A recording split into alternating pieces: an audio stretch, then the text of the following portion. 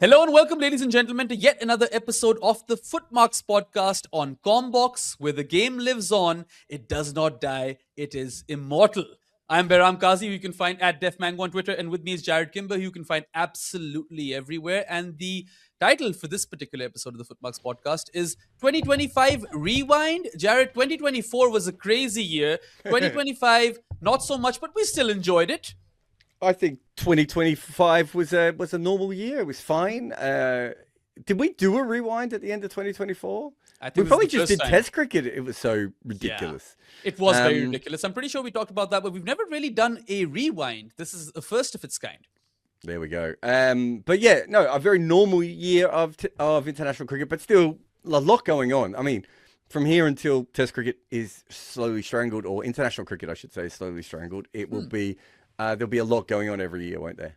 Yeah, absolutely. And there is one abnormal thing that did happen this year. South Africa won the World Test Championship, their first major ICC trophy since winning the inaugural Champions Trophy, which no one counts anyway. So first proper ICC trophy. It was great fun. They chased down 280 odd at Lord's. Temba had songs made on him. The whole world rejoiced. And then when everyone was like, oh, they had a favorable draw, this, that, the other, they played 4 test matches in Asia, Jarrod, 2 against Pakistan and 2 against India. In Pakistan, they lost one and they won the other one.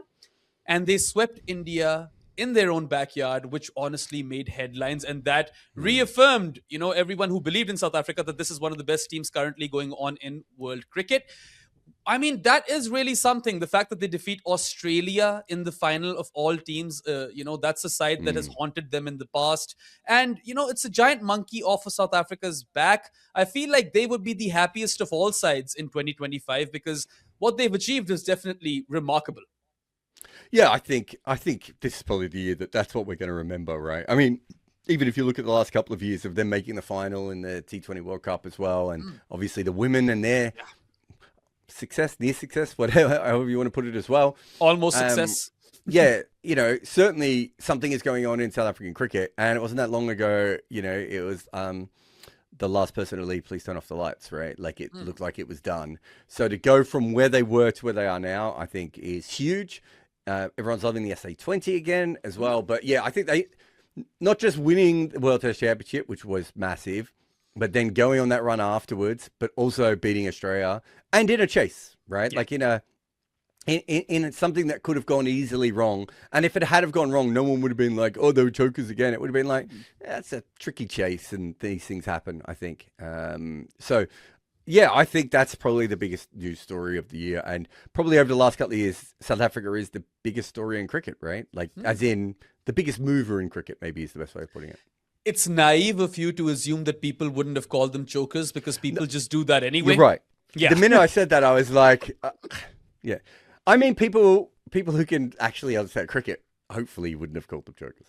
Yeah. But anyway, their test exploits the Proteas. They have to be at number 1 with respect to all the fun stuff that happened in 2025. And, it was a really nice moment in the sense that the entire cricketing globe, maybe not Australians, but everyone else, was really with them sharing that happiness because it meant something. And then Temba Bavuma, what a story, right? South Africa's first black captain, right, in Test cricket. He's still unbeaten in the format, by the way, because he wasn't captain in Pakistan in that loss or during that loss in Pakistan. And then you've got so many other stories, right? Simon Harmer is another interesting one. He got the ball to turn 5 degrees and more or close to that, sort of region in India. He was brilliant in Pakistan as well. Aiden Markram redemption. Aiden Markram, finally, that one innings that he scores every year, it came in a chase in the 4th innings of a World Test Championship final. That was brilliant. Rabada was good. Janssen really did well, especially in India. I mean, they've unearthed some superstars over here. And what I really find fascinating about South Africa's team is that they are kind of a sum of their parts. A really good team at taking 20 wickets, but also still a flawed team. It's still a fragile batting lineup if you look at it on paper. But you say they've got some superstars, and obviously Rabada and Janssen are there. But they don't really have many superstars. What they have is incredible depth and role players. And as you said, there's still a little bit of fragility there, although it's been a while since anyone's shown that fragility back to them. Yeah. But yeah, no, there is a, it's just the backups of their backups are really good. Like Dane Peets is what their third best spinner, and if he came back in now, he'd be fine, right? Like there would be no issue. Like they've got lots of good players in multiple positions. They've got other wicket keeping options and other opening bowling options and all these different things. And guys like Jarrod Qazi and Anrik Nortje haven't really done much for them of recent times, and they're both fantastic cricketers. So there's a lot going on when it comes to the men's team, and then I know this happened this year, but we saw de Klerk the other day win another game that was what they needed 18 off 4 balls or something ridiculous, and she went 6-4, 6-4, which I thought was a tennis score until I saw it. But and we've seen the women as well. They're unearthing players that understand what they need to do. Really good role definition, and everyone seems to be rowing in the right direction. And a couple of years ago, they had Quinton de Kock captain, and he didn't even want to captain the side. Like that's how far we've changed from where they were. Yeah, I mean, I'll come to Nadine de Clutch in a bit, but there are 2 other fantastic stories that have come out of South Africa. Wiaan Mulder could have broken Brian Charles Lara's record. He chose to declare the innings because he was captain in that test as well, right? 367, not out. And then Shukri Conrad is another big part of this entire journey, right? And he has been sublime when it comes to managing his resources, and the team are really bought into his ideas and plans. Also made some interesting headlines this year. Is it fair to say that South Africa made their opposition grovel this year? I don't think it's fair for anyone in cricket to use the word grovel. I think the word grovel in cricket is I mean, we're going to have to start calling it the G word, right? Yep. Like it's such a slur in so many different ways. But yeah, let's leave the G word alone. Yeah, it is ironic to me that, a South African used it initially, which was Tony Greig, and of course he was a white South African, and now a South African of color has used the word. And just on that, like when he says really it, weird. doesn't he say like, to quote someone else who said it? And I was like, well, if you know that Tony Greig said it, and you know surely you also know how badly it went, because there's no one who's ever been, do you remember that time Tony Greig said the grovel word? We all laughed. We all had so much fun. No one's ever said that, right? It's such a weird thing to do. Yeah, and coming from a South African of color, it's even weirder. But anyway, he knew what he was doing, and he was apologetic afterwards. Even as, players, they mentioned that he could have chosen a better word. So let's cancel the G word once and for all. Let's leave it in 2025, guys. We don't need to go there anymore. But congratulations to South Africa for what was a marquee year. And I'm sure all Proteas fans will really look back at 2025 with fond memories. Another country which had a solid year was obviously India. And I know they've won a fair few trophies this year, but the one that really sticks out to me is the Women's ODI World Cup. India's team had never won any silverware in women's cricket, and this was a home World Cup in which, Jarrod, they lost some games, and all of a sudden people were talking about whether or not they're going to qualify for the semi-finals. Come semi-finals, they down Australia, and Jemmy Rodrigues is the star of the show. And the final was even weirder, right? Like you had Shafali Verma turning up and taking wickets, scoring some quick runs as well.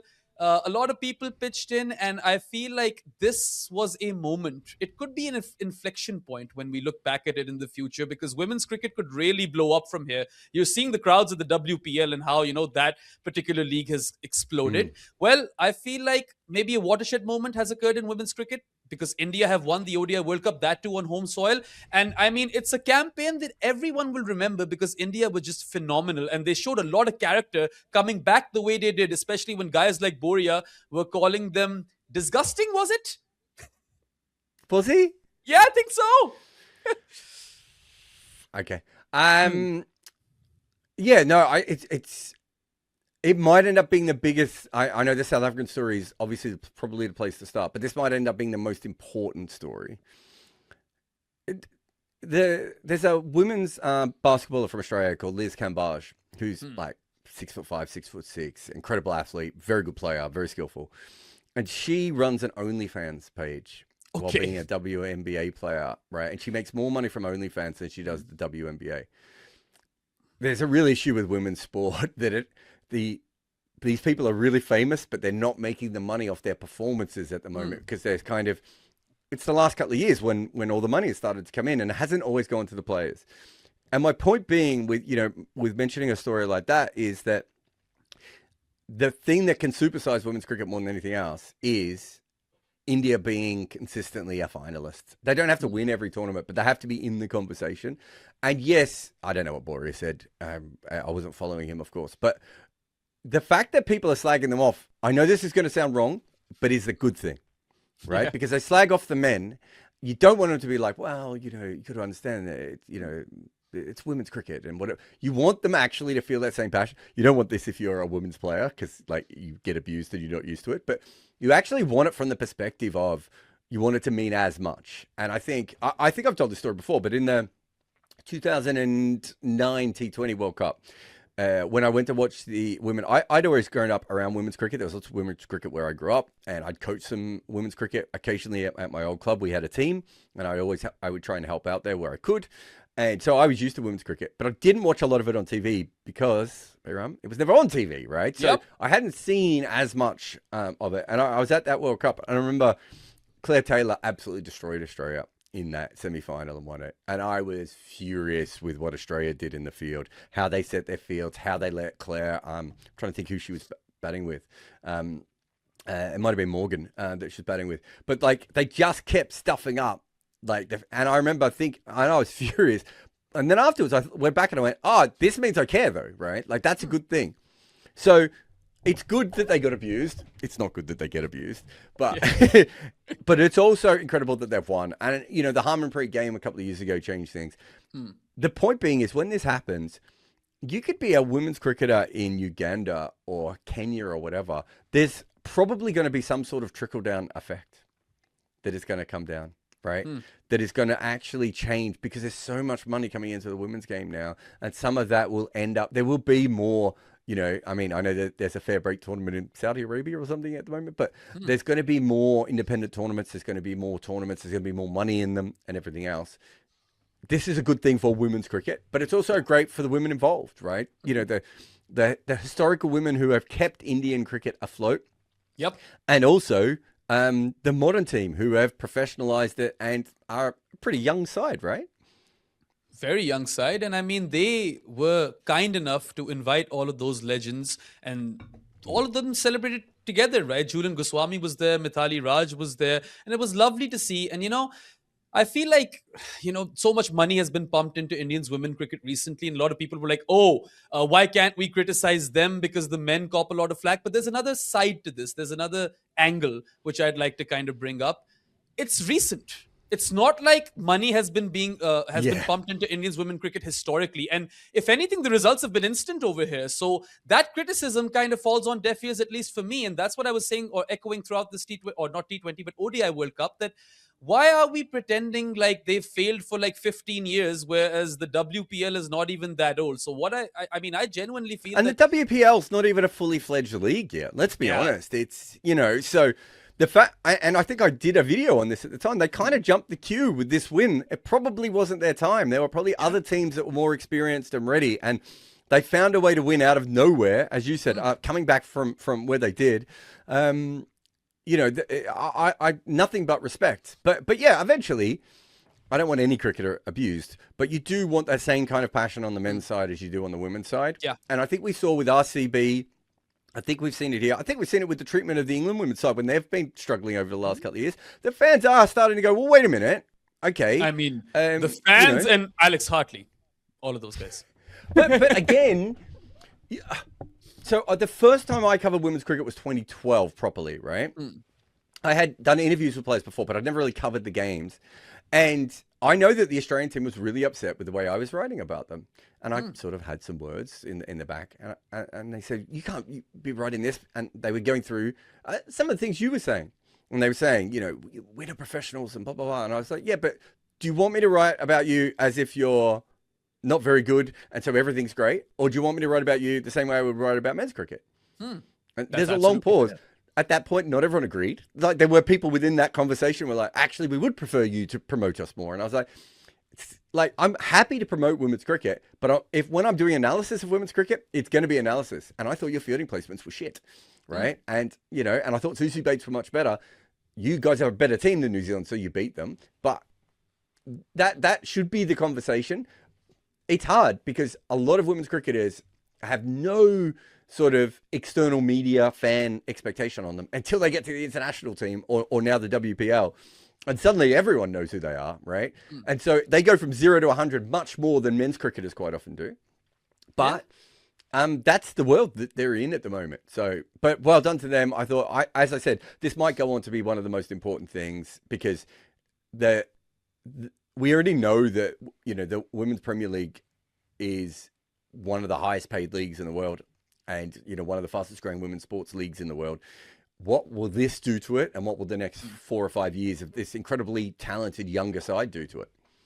Absolutely. I mean, it could be, you know, that sort of a watershed moment that men's cricket saw with the 2007 T20 World Cup, the inaugural edition. And I feel like, you know, things could really change for women's cricket here on. More money will be pumped into it. The fanfare has definitely increased. This was the most watched ODI World Cup for women ever as well. So, you know, casuals, like I was a casual when it came to women's cricket, but I was like fully hooked and I knew of all the arcs and I'd done my homework and I wanted to cover this event. So the tournament got a little bit rain affected, didn't it, for a little while, where it was that was probably its biggest issue. But other than that, I mean, it's and look, you're going to get that. We're probably about to get that with the men's World Cup coming up as well. But let's fingers crossed over there. The Sri Lankan legs of the World Cups that aren't supposed to happen in Sri Lanka, basically, right? Like those are getting washed out, and here's to hoping that that doesn't happen with the T20 World Cup. But originally, the point I was trying to make is that we cannot undermine India's women's feat that they have achieved over here. But also, you know, before we move on to the next thing, South Africa, let's not undermine their feat as well. They were phenomenal. They actually defeated India in the group stages. That's where Nadine de Klerk went crazy, and she continued to just smash clutch runs over and over again. And then Laura Wolvaart, in both those knockouts games, she scored tons. She's the one who kind of downs England, right? When she just plays one of the best knocks that we've ever seen in women's cricket. I feel like that's another team that is headed in the right direction. I saw South Africa lack depth when it came to quality, but their overall batting and bowling depth really helped them. And we got unlikely heroes as well, like Chloe Tryon, who I never rated before this ODI World Cup, for instance, right? I was like, okay, she seems to be quite handy. And sure, they might be a bit top heavy in the sense that if their batters don't click in women's ODIs or, you know, women's cricket in general, they might struggle. But I feel like that is a big story as well. They might not have won the ODI World Cup, but they were undoubtedly the second best team. No doubt. And I like it. They've got a team with multiple options. Again, it's a bit like the men's team. There's a couple of, you know, there's a Marazan Cap in there, right? And there's the Wolf. But, you know, and Nadine de Klerk may become a sort of, you know, Lance Klusener type figure for that team, the way that she's going at the moment. But there aren't that many stars, but there's a lot of people who know their roles and are very good at what they do, and they seem to have backups when they need them. So it's again a very impressive thing. They probably let themselves down a little bit in the final. I think I think by the time they got to the final, I think India were the favorite, but South Africa had probably been the better team in the tournament. Yeah, no doubt about that. And I mean, I think in one of your pieces you called Nadine de Klerk the queen of the wet ball. Right. And that's kind of what she was in that World Cup. And her stock continues to rise. As you said, she chased down, 18 runs in the last 4 deliveries in the WPL. And she's going to be earning a lot of money now. So good stuff all around. I feel like South Africans should be really, really happy with their 2025, as should Indians, of course. And there's more on India. But before that, we will be taking a short break. You guys are watching Footmarks with Behram and Jarrod. And go nowhere, because we'll be back in like half a minute. Ross Taylor couldn't see at night or when the clouds were in. Eventually, he had to see an eye specialist who would fix his eyesight. In the 2 years before the change, he still averaged more than 50 in international cricket. The top level of batting talent can basically see in the dark. That is who we are talking about in our new book, The Art of Batting. Head over and order your copy today. Welcome back to the Footmarks podcast. You guys are with Jarrod and Behram, and we are going over all of the cricketing stories or major cricketing stories of 2025. It is 2025 Rewind.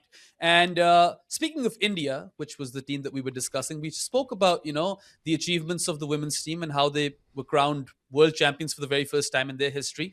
Well, the men's team also won some silverware. They won the Champions Trophy. They won the Asia Cup. Both of those, you know, tournaments were held in the UAE. And weirdly enough, India didn't play their best cricket in those tournaments. They brought out their B game or C game. And yes, Conditions favored them. In one of those tournaments, the Champions Trophy, there was no travel fatigue because they were situated in the UAE through and through, in Dubai, in fact. But then again, they were the best team. They made use of those conditions, and they showed the gulf between them and the rest when, they weren't particularly on top of their game, and still they won those tournaments quite comfortably. I mean, take the final of the Asia Cup out, and that Sri Lanka game. Every other game was kind of a walkover for India. And in the Champions Trophy, I don't think anyone challenged them. Like, no one particularly came close, and they didn't light the world on fire either. Like, Abhishek Sharma is one guy who you could say definitely lit the world on fire, and he became a story. And everyone's going to be talking about him heading into 2026 and that World Cup. But you expect this from the men's team? Easy stuff in the Champions Trophy, and then the Asia Cup. Well, that's probably going to be remembered for far worse reasons than the actual cricket. The funny thing is that you list off all that, and then you're like, who's the coach most likely to be fired at the moment? It's probably Brendan McCullum. And who's the coach second most likely to be fired? It's probably Gautam Gambhir. So it tells you, the expectations on the men's team. I know that a lot of that is also to do with the test series and not just the limited overs.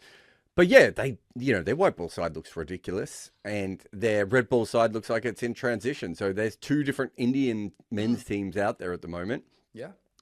They're going to start the T20 World Cup as very, very short favourites, and they absolutely deserve to be very, very short favourites, I think, as well. But yeah, you're right. I also don't think they've played their best cricket all that often. So it'd be interesting to see if they can pull that together for a World Cup, because I don't think anyone can get close to them if they do that. Or if they slip and there's another team that can sort of come from nowhere.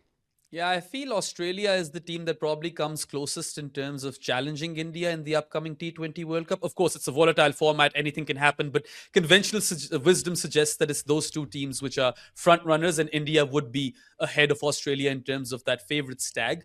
However, you expect them to win these trophies. The Champions Trophy was kind of within their ballpark in the sense that they had that ODI team from the 2023 ODI World Cup, and that's the one that got away. That's the one that probably stings most for Indian fans.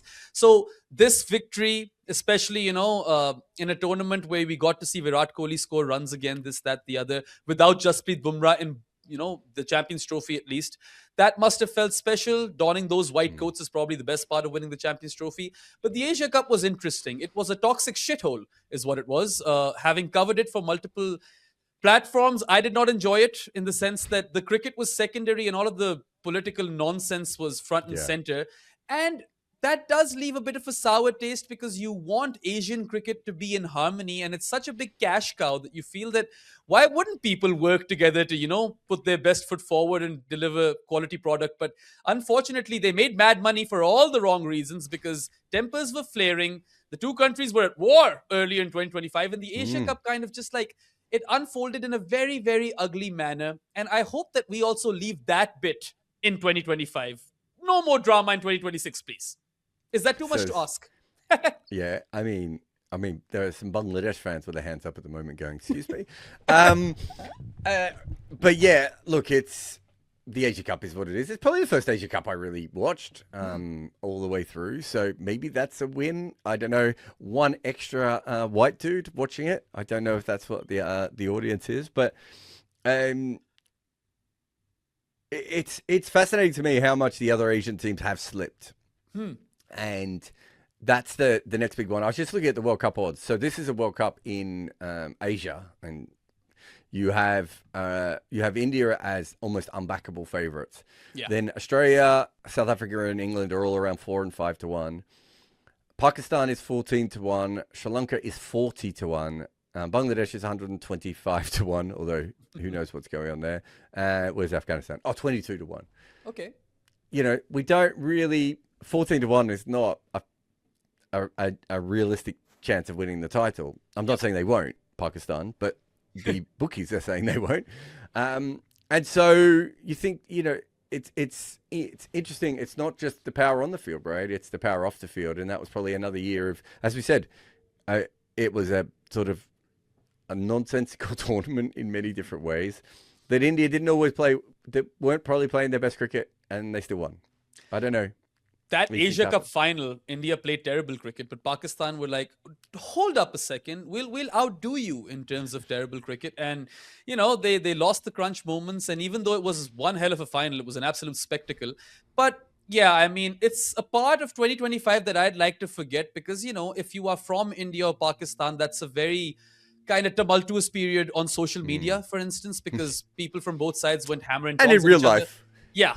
I mean, even the boards went a bit crazy over there. No handshakes became a thing in different contexts for India in Was this passing 2025 year. the year of no handshakes? It has to be, right?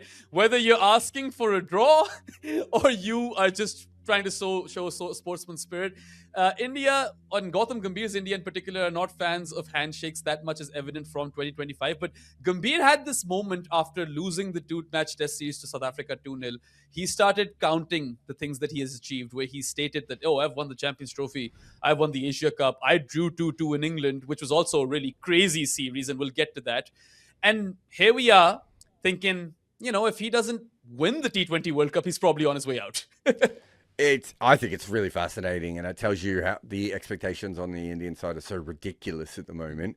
I'm not saying I wouldn't have hired him in the first place, and there aren't issues and everything else, but it's so hard at the moment to run that side, and he's certainly struggling as much as anyone would be, right? It's just that kind of thing, But yeah, there's a very good Sid Monga article about Qazi and Gambia, and I was in the middle of writing one as well, which will probably come up in the next couple of weeks. I think there's some interesting questions to be asked about not just him, but also what we expect from a coach. Like, you could make a similar argument for like the Australian women's coach of like, they can't win every single tournament, can they? They do have to lose some things. Yeah. And I mean, I wonder to myself, what if Gautam Gambhir ran Combox? Would he have only left and right pairings for podcasts? That would be quite fascinating. Only all-rounders. If you're only good at one skill, we won't hire you. Right? I was gonna say, you have to write and podcast, surely. Yeah. Yep. And well, I mean, that's a developing story anyway. And for all you know, India will win the T20 World Cup and this will be nipped in the bud. But the test team has slipped, as you mentioned. The England series was fascinating in the sense that both sides were flawed and they were flat decks, and we ended up with 2-2, largely thanks to Mohammad Siraj. But I personally feel that result is despite Gambhir's coaching. That's just because some people played really, really good cricket. I don't think the tactics won India helped India draw that series. It's interesting because the test team is in decline, or not in decline, but you could say it is under a period of transformation, right? That's fair, or transition rather. And yeah, I mean, how do you fix it? Do you know the thing about the 2-2? And I've been thinking about this a lot the last couple of weeks isn't it worse now? I mean, yeah, both sides were shit, right?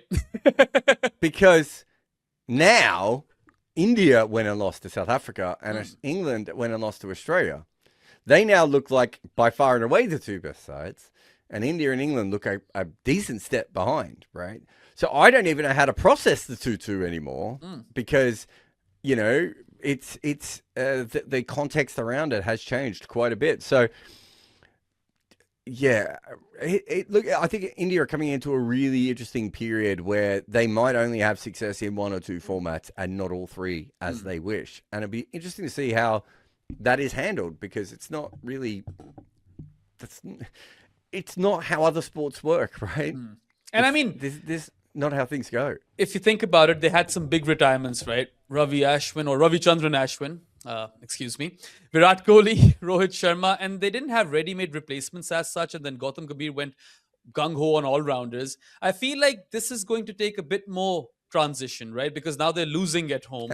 They've lost 5 test matches at home in the last 15 months, I want to say, if my math is correct. So there's no easy fix over here. They might need a change of coach at some point, and they're not playing test cricket till the summer. So in tests, I suppose India only have that one series, the Anderson Tendulkar Trophy, which also sparked debate of whether it should be called that or not, right? But it was fun to watch. At least we can give it that. Siraj's spell, we'll remember that. Ben Duckett, Joe Root, Shubman Gill, Rishabh Pant, lots of good batting performances. Ben Stokes taking all those wickets.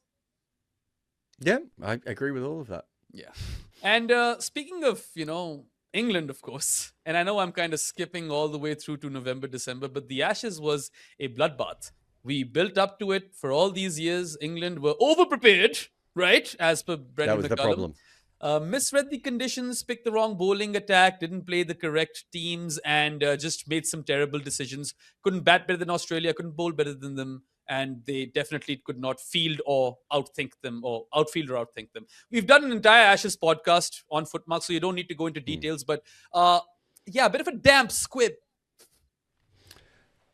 Yeah, it's a shame because there really isn't that much between these two sides, especially when you factor in how many injuries Australia had. Yeah. If Australia's bowling attack was fully fit and this happened, I'd be like, that's fair. True. It really shouldn't be happening when Cummins, Lyon, and Hazelwood bowl less than 100 overs, right, in the series. So, yeah, it is poor, and it was an ordinary way to finish, and England really let themselves down. The bubble well and truly burst, and now the fascinating thing is to see what happens next, right? Like what is left of this Bazballian era, and who gets the blame? Is anyone going to lose their jobs? Like, there's definitely some conversations to be had in the next little while.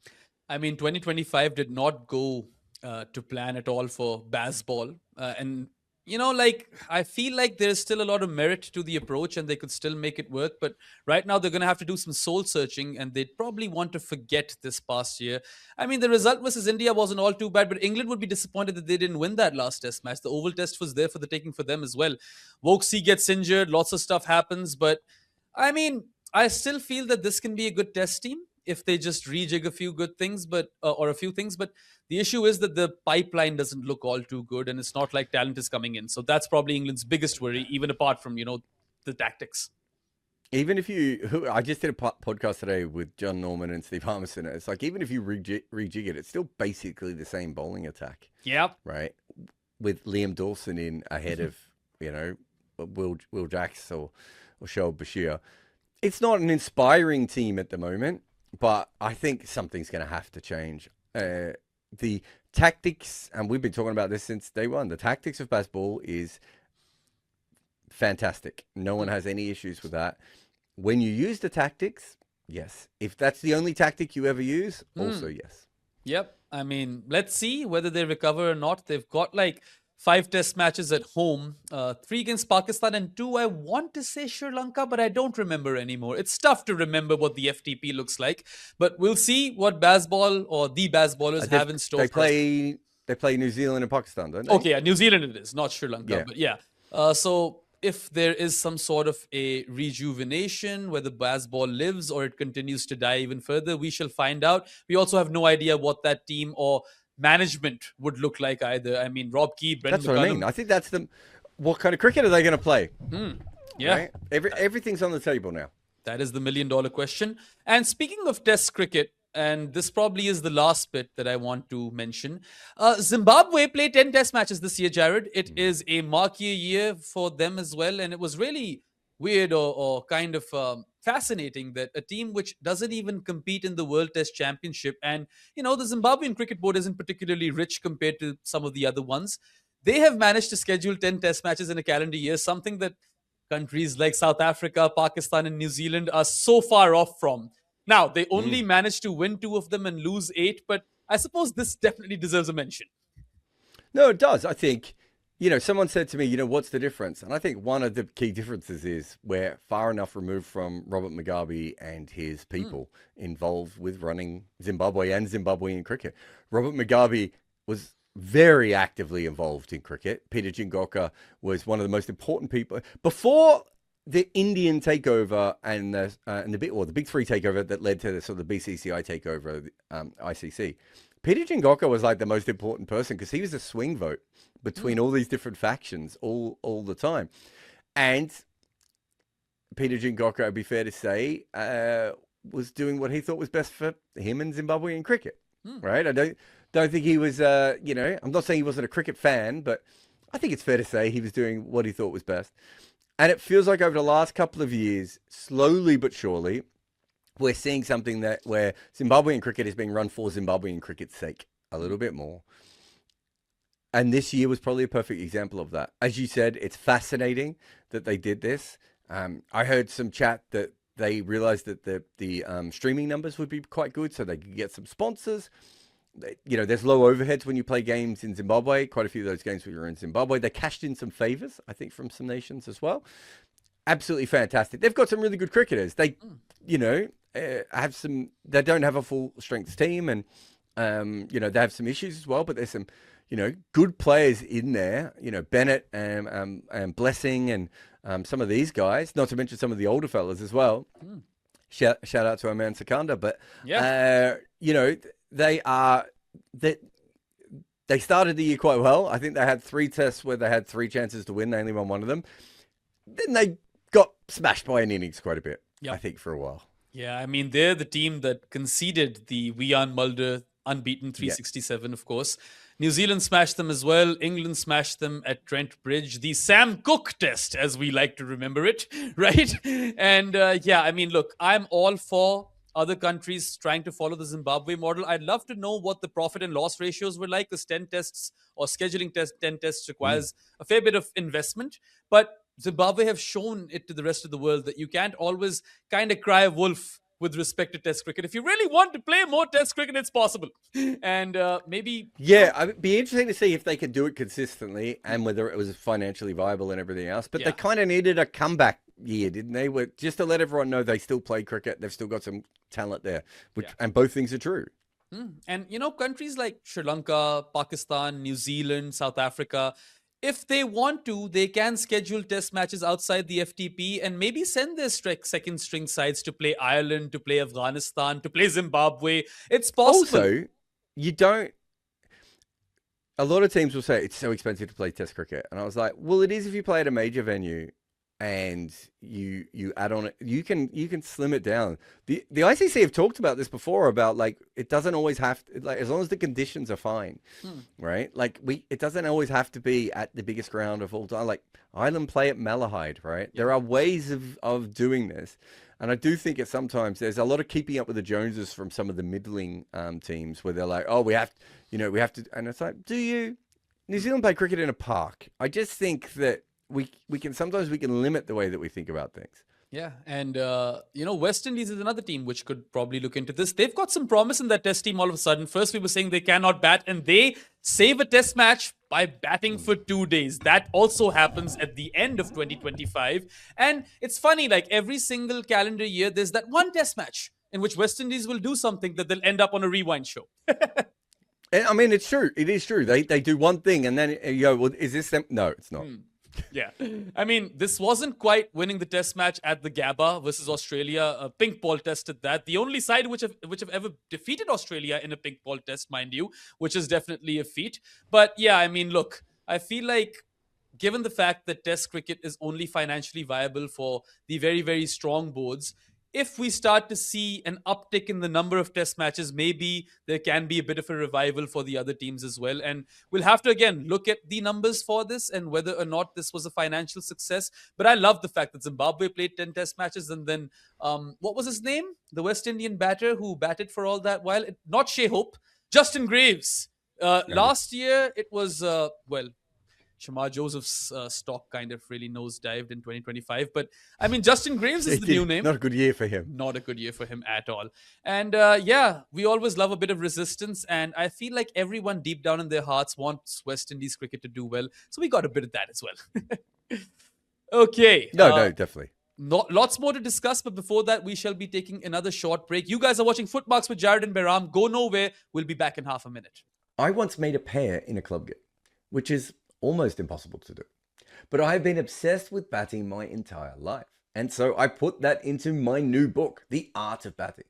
Being that I'm not very good at that skill, I decided to talk to other people who were. So I hit up as many contacts as I could just to talk about batting. Rahul Dravid, Brian Lara, AB de Villiers, Kumar Sangakkara, Ross Taylor, Susie Bates, Nasser Hussain, Ian Chappell, and so many, many, many more. I wanted batters to talk about how they and their friends made runs, because that is the art of batting. Welcome back to the Footmarks podcast. You guys are with Jarrod and Behram, and we are going over all the major cricketing stories from 2025 in a rewind show. Now, let's shift our focus a bit to franchise T20 cricket. Of course, lots and lots of leagues have proliferated the market and the calendar, but this was a big IPL year, and that's because RCB finally won the goddamn title. Virat Kohli got his moment under the sun. Chris Gayle and AB de Villiers were also over there celebrating with the team. And I mean, I feel like this was very, very special because that fan base, the Bangalore or Bengaluru fan base, is one of the most passionate in the world when it comes to franchise T20s. And I mean, no one was giving them much of a shot at the start of the IPL. Then they kind of go on a run and win it in a magnificent fashion. I feel like that's definitely a story and one that at least IPL fans will never forget. No, it was huge, wasn't it? I think, like, I always knew that RCB fans were, I'm not sure what the right, more passionate than maybe some of the other fan bases, or more organized. I don't even know how you would say, but there was always something about them. As someone who's covered the IPL since the first year, it was always very clear. But when they won the women's tournament, and you saw that they were just as excited for the women, I was just like, okay, I kind of hope that they get one now just so that the fans have something. Sadly, of course, it ends up in horrendous circumstances with what happened at that stadium. And I hope the people who are guilty for that are certainly brought to justice. It seems like just a bunch of errors compounded on top of each other. But yeah, I think the fan base and the group really deserved that victory. And so, from my perspective, I'm kind of happy that they finally got one. And, it's also one of those things of, we can all, there are many of us who are like T20 devotees who can argue about Virat Kohli as a player and everything else. Yeah. None of us would ever say he's not good enough to have won an IPL title, though. That's a ridiculous thing to think. Yeah. And so he kind of did, as you said, he needed one. And you have these kinds of, this is the sort of thing that will help in conversations in 10, 15, 20 years' time. Whereas if he hadn't won one, then you become Charles Barkley, right? And, you become the footballer who doesn't win the proper medal, and everyone sort of looks at you a bit weirdly, despite the fact that it's a team sport and it isn't always your fault. Yeah, I mean, I feel like with respect to Virat Kohli's legacy, this was a really important milestone or, checkbox to kind of tick off. The only thing that kind of, or definitely will haunt him is not having lifted the Test mace after a World Test Championship final, but then he retires this year from the format. But it doesn't matter because you cannot possibly win everything. And I know how much it meant to him personally to have won a title for RCB. That fan base deserved it. They had waited for it for so long. Of course, the stampede is something that no one would like to remember, and thoughts and prayers go out to the victims and for whoever kind of was on the wrong end of it. And I mean, I saw a lot of people holding, the local organizers and government and sort of stuff accountable, and that should happen. But, they have now become the royal champions of Bengaluru, not just the royal challengers. And with that major monkey off their back, I feel like whatever cricket they'll play here on, it will kind of come with fresh perspective because the big thing's done. Now it's about building, a legacy for the future. And no one can say that, they've never won an IPL title, even though they have been one of the best teams in so many of these tournaments. So that's one big thing that's happened for them, and I'm really happy for them. And now let's move towards some associate cricket. There was a major story, Jarrod, with respect to T20 World Cup qualification. Italy are not going to be featuring in the FIFA World Cup in 2026, but they will be playing the T20 World Cup for the very first time, courtesy of some of the Australian stars and Joe Burns and the Menenti brothers. And Emilio Gay, I don't know who wants to claim him, the West Indies or England, but he was everyone wants to claim him at the moment by the sound of it. Yeah, but they had some of these guys who were playing regular, domestic cricket in other countries, and some of these ex-Australian stars like Joe Burns, who weirdly enough is now not part of the team. I don't know if you followed that story, but he had issues with the administrators, and now Joe Burns is sacked prior to the T20 World Cup. That's a bit annoying for me.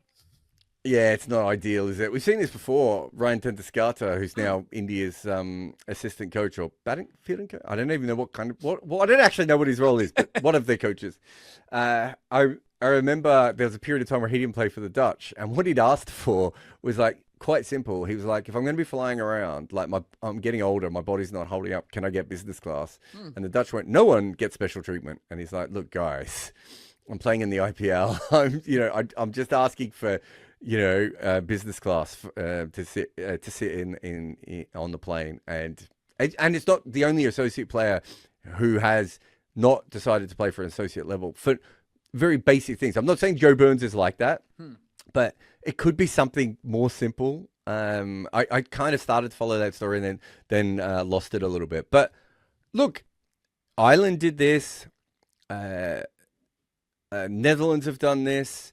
We've seen teams be quite smart now and go, well, wait a minute. And I remember the reason I heard about this was through Jake Dernbach, who said, I was commentating with him and he's like, yeah, I've been asked to go over and play with the Italian team. He goes, there's some players. There's a lot of us who have Italian ancestry. And so I kept like one ear out, and then next thing you know, half the Big Bash is playing for them. And look, it's incredible. I think in the same year they had that story drop about the Italian town that tried to ban cricket because they hated the Bangladeshi immigrants. Wow. So you know, there's a lot going on with Italian cricket over the last couple of years. We did a feature on it a little bit. We talked about Italian cricket. I grew up with a lot of guys who played cricket, whose parents were Italian, who would qualify for this kind of team. And in fact, one of them sent me a message the other day with a photo from me when I was a kid playing cricket with him. And yeah, so for me, Italians playing cricket was a very normal thing. Their parents would bring them to the games, and quite often their parents would speak either, you know, very spotty English, in some cases not speak English at all, and drop their kids off to play cricket. And so these were very Italian kids, you know, with the packed lunches they had for the games, and you know, their outlook, and that, you know, they followed Italy in the football, but they wanted to play cricket for Australia. And so, you know, it was very normal for me to grow up with that. I can imagine for a lot of other cricket fans around the world who are like, wait, what? Italy and cricket? But it goes back, obviously, with AC Milan and, you know, all these different things. There is a history of cricket in Italy. And I think these boards, there's a lot of European countries that could do the same thing. I made this joke recently, but like, I grew up with so many people from Croatia and Serbia. I think they'd have a pretty good team if they did a little bit of recruiting. I really think there's a bunch of European teams who could, in places like England, New Zealand, Australia, South Africa, recruit quite cleverly. And some of these association teams are noticing this. Yeah, I mean, we all know the connection between South Africa and the Dutch team. There are lots of fans which feature for both or have featured for both. Roloff van der Merwe probably now will be remembered as a Dutch player more than a South African player, right? I think definitely, right? Yeah, has to be. But, you know, even if Joe Burns, unfortunately, won't be there representing Italy and captaining Italy in the T20 World Cup, which kind of does bum me out, we still have got Wayne Madsen, the Manenti brothers. You've got Emilio Gay, who you never know might even play Test cricket for England someday, right? Like, Emilio Gay might play for every cricket team in the world, and him and Asa Tribe are the two guys this year. I suppose Suryavanshi is maybe the third one, right? But you kind of expect it of a young Indian guy does incredible things in the IPL. But Asa Tribe, do you know who? When I say Asa Tribe, do you know who I'm talking about? Of course I do. I've done so many shows with Rob Barron, Jarrod. Of course you have. But 3 or 4 months ago, like, no one knew who Asa Tribe was. It might have been Barron or my friend Jake. One of them brought him up. And I looked into his stats and I was like, what's going on here? Emilio Gay's the other one, right? Yeah. These guys have come from nowhere. And they are suddenly like huge. And I'm talking about real cricket fans are like, you've got to see these guys, right? And I think, you know, it's one of the great things about this sort of global cricket coverage that we have now on the internet and everything else of like, there are people who are Asa Tribe fans, right? There are people who are Emilio Gay fans, and they come. And you know, a couple of years ago, you could throw someone like Sikandar Raza into that sort of thing, and these players come from nowhere, and then and now they've got their own like little fan bases. It's so much fun. It is a lot of fun, and what I'd really love to see is that, considering the fact that AC Milan originally was a cricket and football club, and they've done some fun photo shoots as well with their footballers padded up and stuff like that. Stream Italy's World Cup games. Bring your fans into this. Let's make a spectacle out of it. Of course, like, Italy is it's a country with such a rich heritage when it comes to football. They won't be there in North America in the summer. So cash in on the T20 World Cup, guys. It only makes sense. It would be hilarious if just like a bunch of Italians just turned up to the World Cup venues, wouldn't it? Like if they just go all in. But look, it's hopefully you hope in these countries, and we know that the Dutch are certainly, is a country, and Ireland is a country that has changed their cricket future. Yep. Scotland are getting back to where they probably always should have been. You know, we've still got Denmark that we hope one day rekindles their love of cricket again like they used to have. You know, there are countries in Europe that have a strong cricket history, and it would be great to see. We don't need them all to be like trying to make it to the finals, but just have a cricket culture that makes sense, because the funny thing about cricket is that because we don't have a lot of countries, every country that's ever come into cricket has given us something. Yeah. And that's kind of very unique because we don't have that many countries as well. So for me, it's nothing but a joyful thing. And, I love the fact that we're seeing this. I mean, one country that's probably late to the party from Europe is Greece. Give me Peter Hatzoglu captaining them in the next T20 World Cup, right? I mean, again, you've got Peter, you've got Theodoropoulos, who played Big Bash cricket as well. I'm just off the top of my head, I reckon I could give you about 4 or 5 Greek players that played Shield cricket over the years. Not to mention heaps in club cricket as well. Like there legitimately is so many people out there, and from all these different countries. I think Greece would have there'd be a few Greek players in South Africa, I would have thought as well, because I think there's a little Greek community in there, if I remember correctly as well. So yeah, the point being is that this is the world that we live in now, right? Emilio Gay is qualified to play for every single cricket team in the world, right? Like, my kids are qualified to play for like 3 different cricket teams, right? Yeah. Like that is just the world that we live in. Your kids will be the same. They'll have multiple teams that they can play in as well. And that's the society that we live in now. And if you're a cricket board, embrace that. Would you be prouder of Eek if he represents Sri Lanka or Australia as opposed to England? Big diss on Clementine's cricket there, that you didn't reach for Clementine and you went for Eek. Has she improved? Hey? Oh, she's Clem playing. She played picking this it up? year. She's in the under-7s. Beautiful. No, she loves her cricket at the moment. She keeps saying, "Why aren't we playing now?" And I said, "Look outside. How are you going to play?" No, I don't think it would matter to me. I think I remember I've seen people whose kids have gone on to, I know some parents and families of people who've gone on to play for associate nations and everything else, and they're just as proud. You just want your kids to do well, right? And if they want to play cricket and they get to that level, it would be great. I mean, if they play for England, I have some issues, but that's... Imagine we're doing a rewind of 2035 and Eek has won the Ashes for Australia in England, finally, ever since... Eek they won is all in 2001. on Australia, by the way.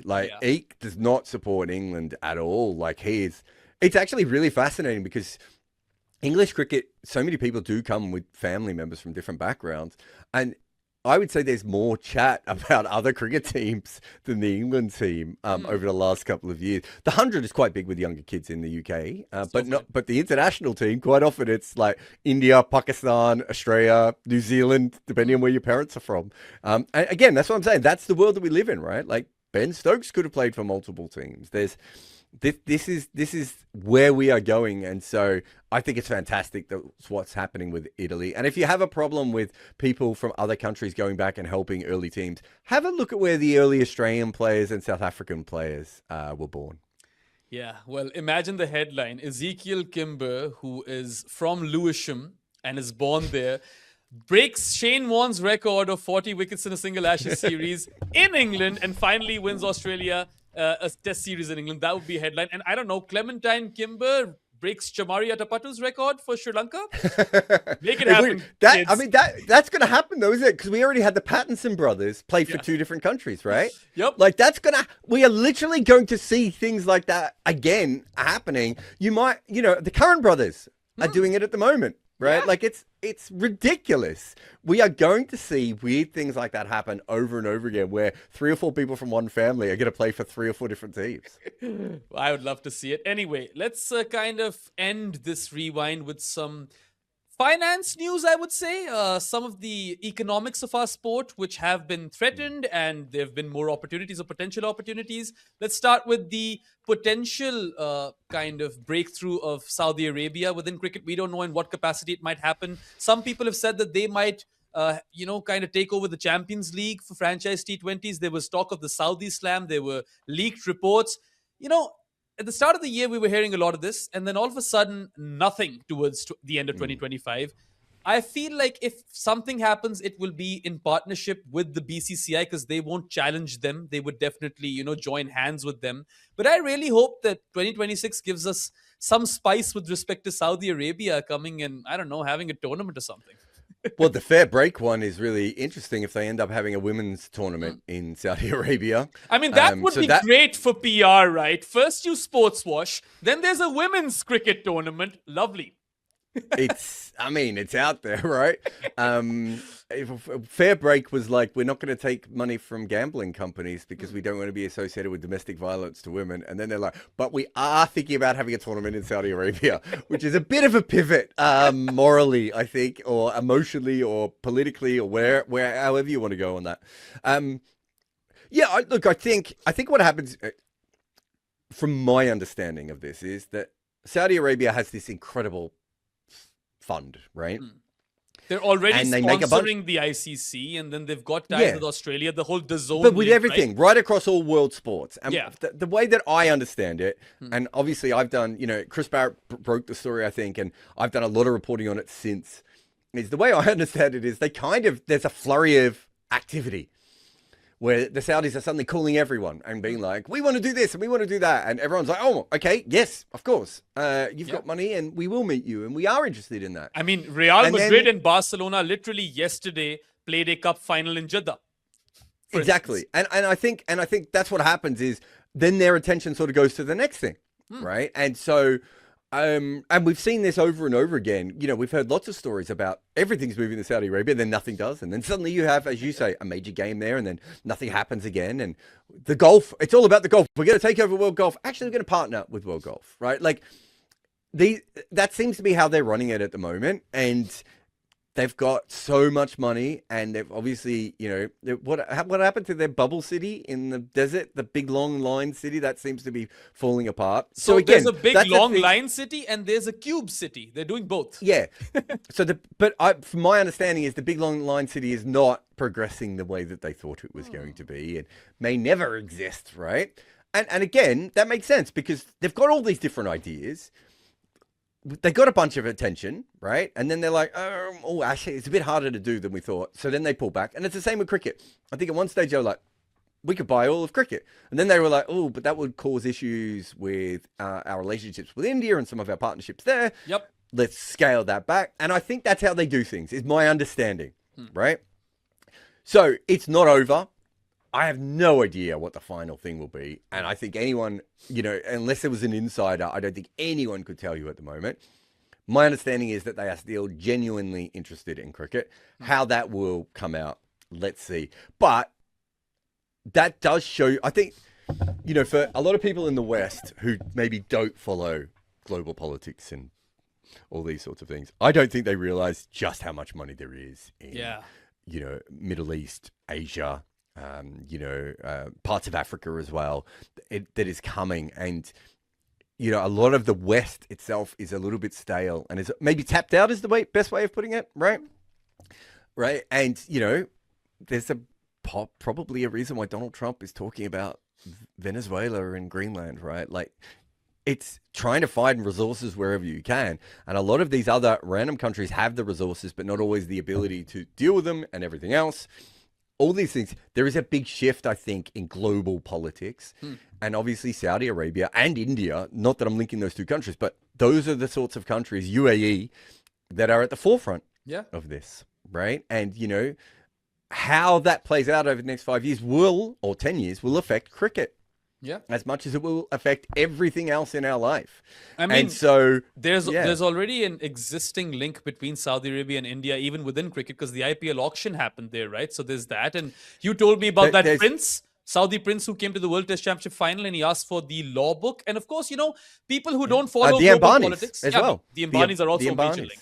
The Olympic Committee, there's a link, which is also through the Ambanis. I mean, there are lots of links with cricket and Saudi Arabia, and lots of links between BCCI and Saudi Arabia and Indian business interests in Saudi Arabia. So you're right. Yeah, we've seen those sponsors in cricket as well. Aramco visits Saudi Arabia. And it's funny how, people who don't understand how global politics and that sort of stuff works, the current monarchy in Saudi Arabia is looking to diversify outside of oil and religious tourism. Exactly. They're going towards other kinds of tourism. And of course, sports washing is one of their main kind of strategies. Sports washing, that these new buildings, as you said, the Cube City, the Line City, all these things, they are, they just had that big comedy thing, right? Dave Chappelle? They're coming for everything. They have the money.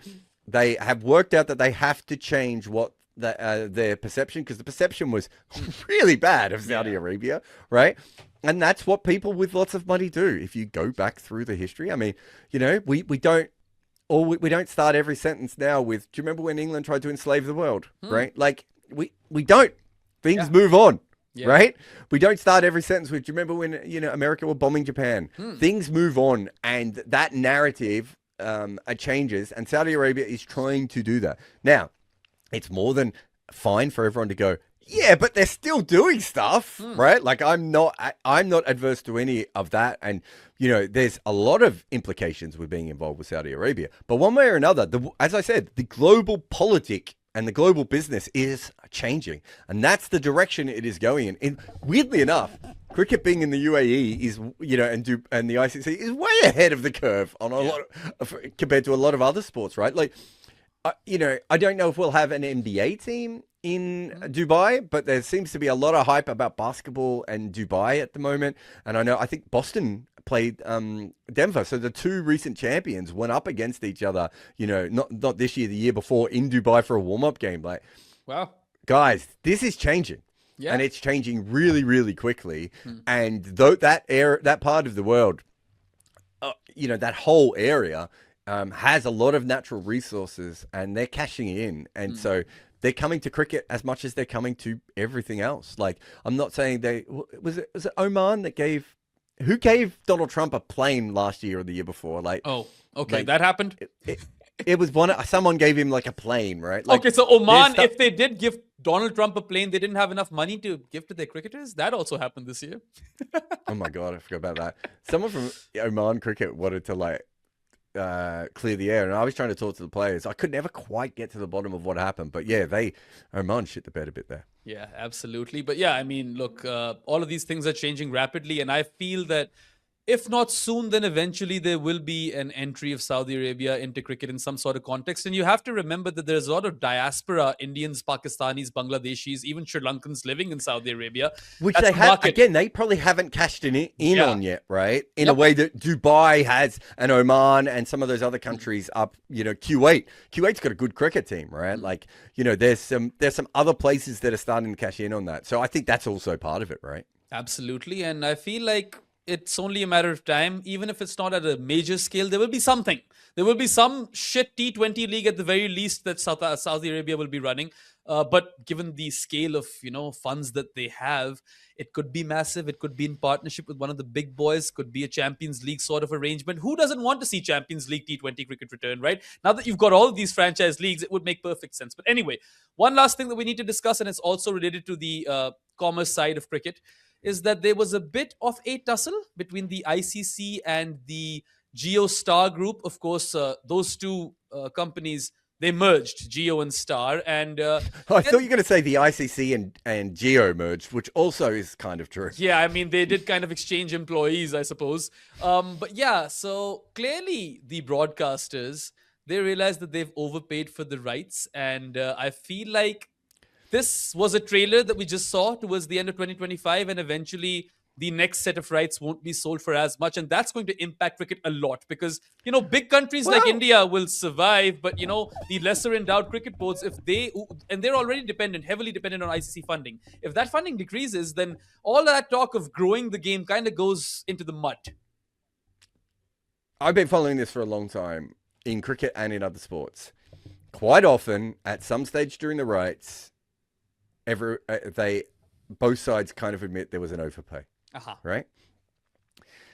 No one's doubting that, but that's Geo's fault, right? Like, they made the bid.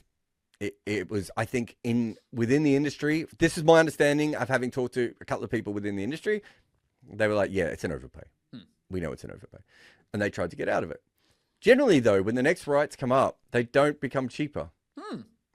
And there's another overpay. Fascinating. Almost all sports rights seem to be overpays. And then we quite often get this in. Do you remember Channel 7 tried to sue Cricket Australia? Okay. Tell me more. Right?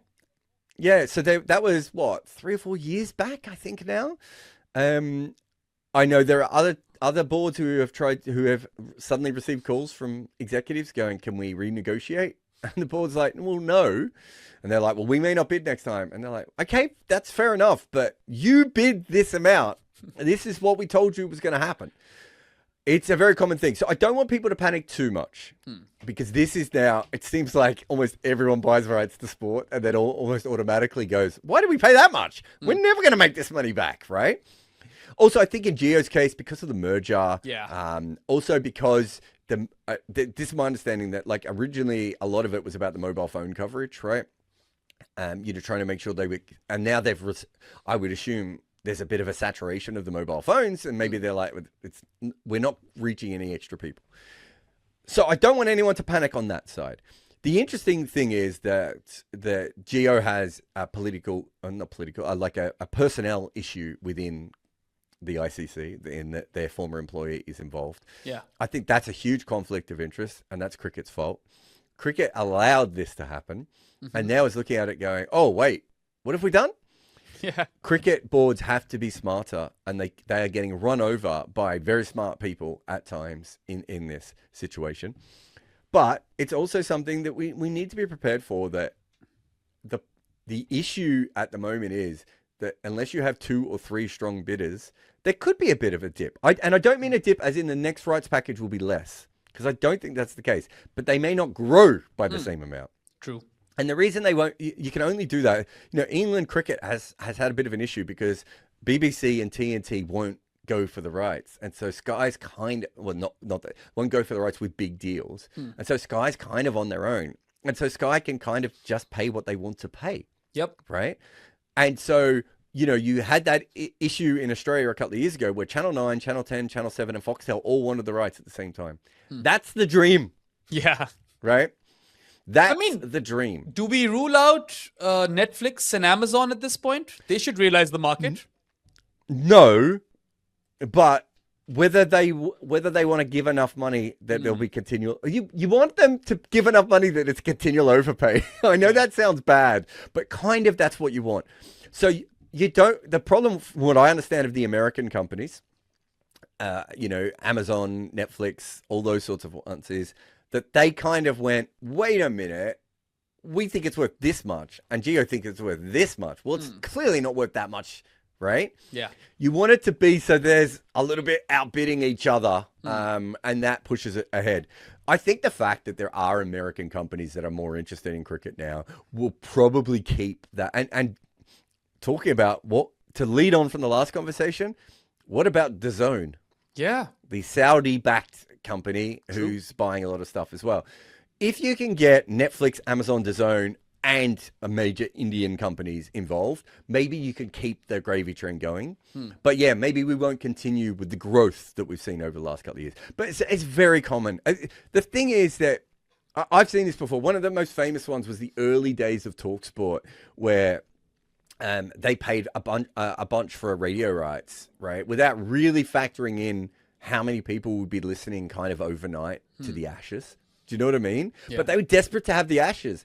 And I know this sounds silly, but this still happens because people are like, well, we've got all this money. We have to spend it. Oh, we have to get this thing. And then they get it and they go, oh, we've got this tournament, but actually that's not going to work for our audience.